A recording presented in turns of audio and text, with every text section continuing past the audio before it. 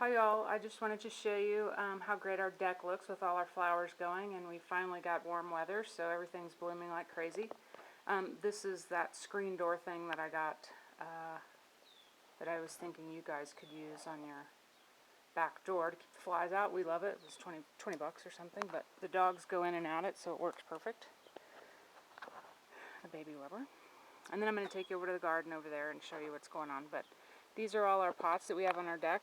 Can't have any flowers out in the yard that aren't deer resistant, and so we have a lot of stuff up here, and this is where we hang out most of the time. The sun sets behind us, so this all ends up being shaded. Our ding dong just went off. Someone's either coming or going. Looks awesome. And like I said, these are all the Walmart flowers that we got for 14 bucks that they were throwing away, and we just bring them back to life.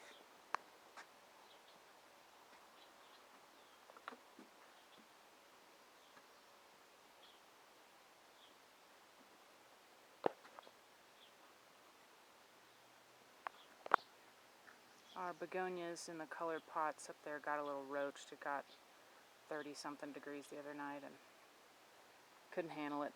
This is where we chillax.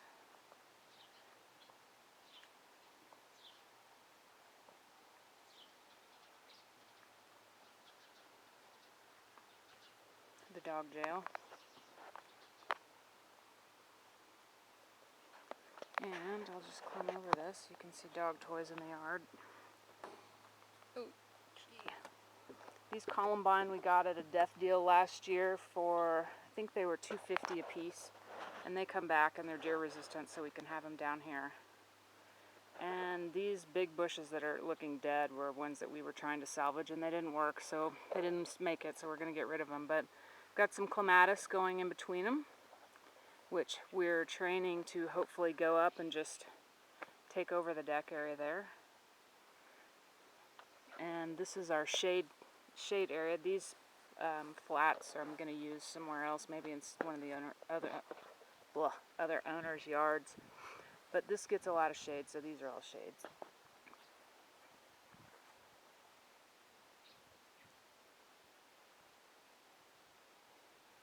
Looks awesome. This is Lath's favorite one right here. He says it's the happiest one. But you can see we haven't stapled all the drip system down, but he's got it going up to each of the pots there. So all I have to do is turn on the hose and I don't have to walk around and water everything. Okay, now we're going to go and check out the garden. You can see that it's tough being a dog out here. Okay, I'm going to turn it off because it takes me forever to walk because of my foot, but I'll show you. Well, no, I'll just keep going. It'll all be one video, but those are the Bridgers. It's June 15th, and luckily we got some snow last week, so it's keeping everything nice and green, and we've got no fires going. Okay, I'll try to hurry. It'll be easier if it's all one video. You guys, come on. Are you coming? No.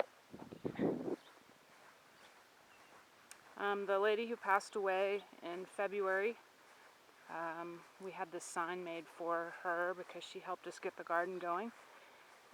So we're calling it Donna's Garden, but let's see. I know it's shaky, sorry. I got a limp. There's our composter, which we use all year round. And when the compost is ready, we put it in this pile here, and then we just distribute it throughout the garden when we're ready. I'll start here. This is our salad and spinach, mixed salad, and our regular short-leaf spinach. This blank spot's where we're going to start planting the same stuff next week. That way we get a continuous growing season of greens.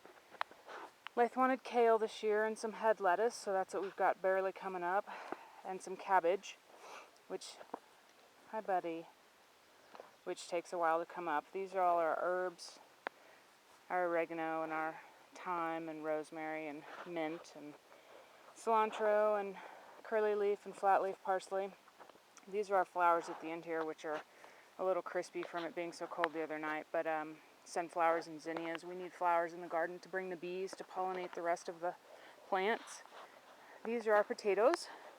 Anything that starts underground always has a better shot here, because even if it gets freezing, it won't hurt these guys. Let's see, these are red potatoes here, our Yukon Gold, and purple potatoes. This is a massive rhubarb thing. I don't know what we're going to do with it. Donna, the lady who passed away, wanted rhubarb, and you use it the second year. This is the second year. We just cut it in half. It was over 5.5 feet tall. And I don't even know how to cook with it. So and now that she's gone, I don't really know what we're going to do with it. But anyway, there it is. It's massive.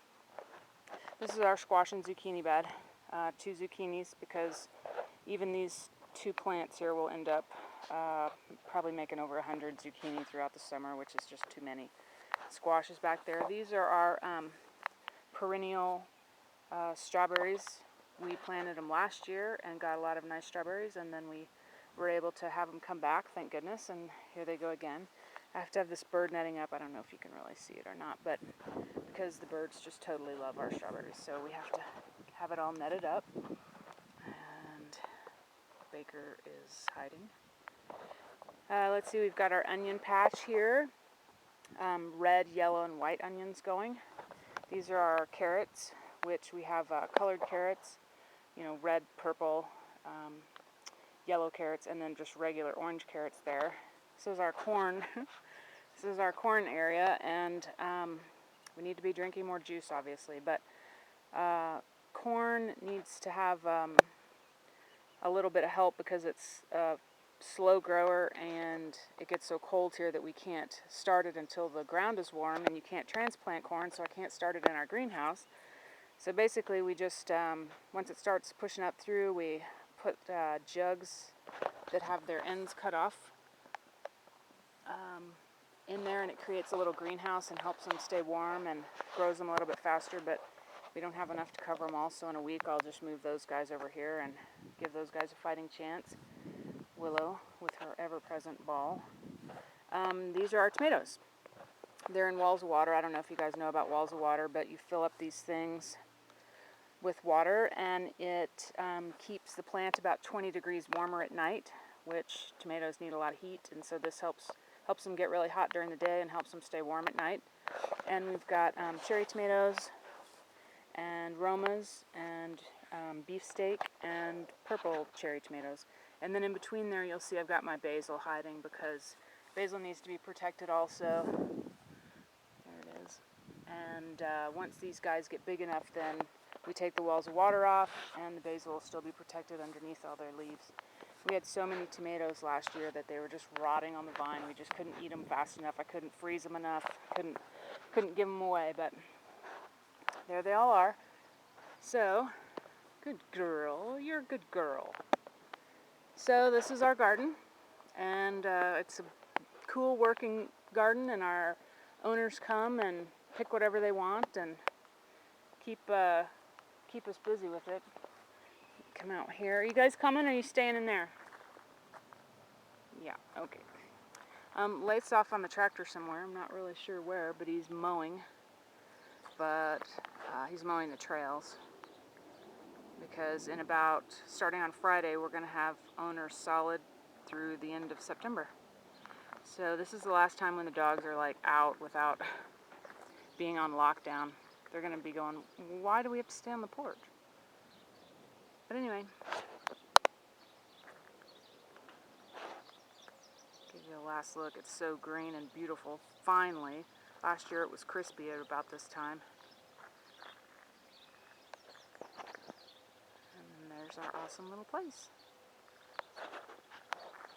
Okay, bye.